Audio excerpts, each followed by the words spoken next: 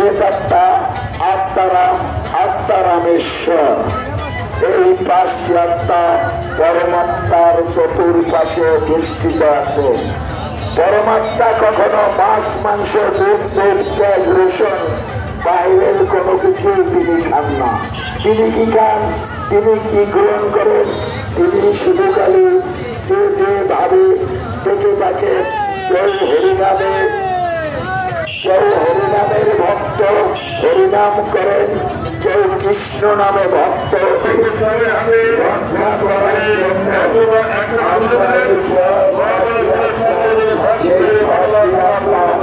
তারা মাছ, মাংস, দুধ, পেঁয়াজ, রসুন এই পাঁচটি আত্মা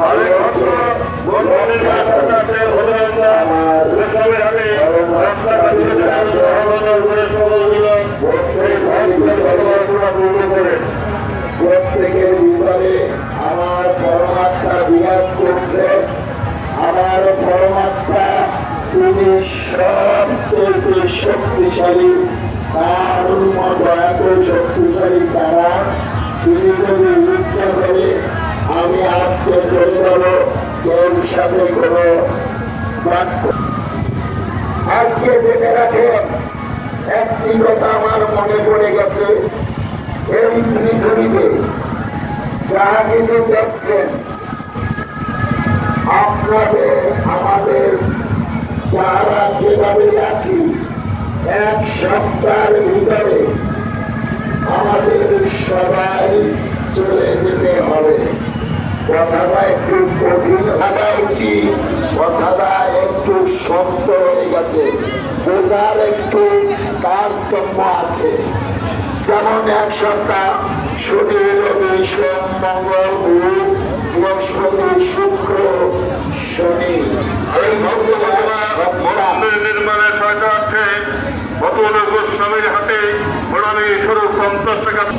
আপনার যে কোনো একটা দিন আপনার জন্য প্রযোজ্য, তাই আমরা কেউ বলতে পারবো না কোন দিন চলে আসবে, আমার ভাগ্যে কোন দিন চলে আসবে।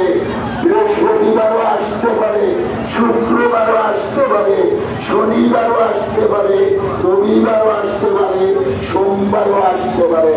আমার কিন্তু জানা নেই। তবে হ্যাঁ, জানা আছে। কাদের জানা আছে?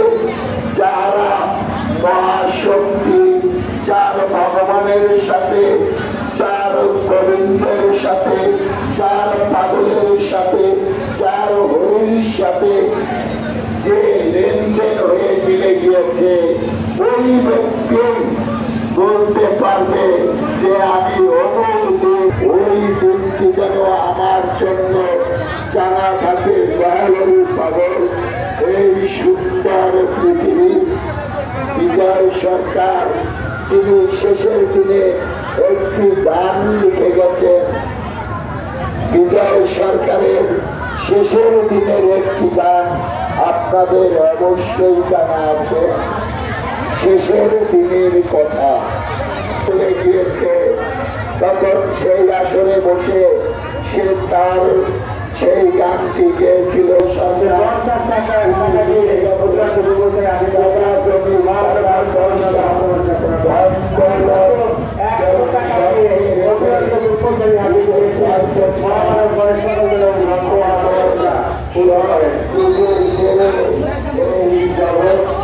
চলে যেতে হবে যখন আপনার আমার এই জগৎ থেকে যদি আমরা চলে যাবো, আমাদের সঙ্গে কিছুই দিতে পারবো না।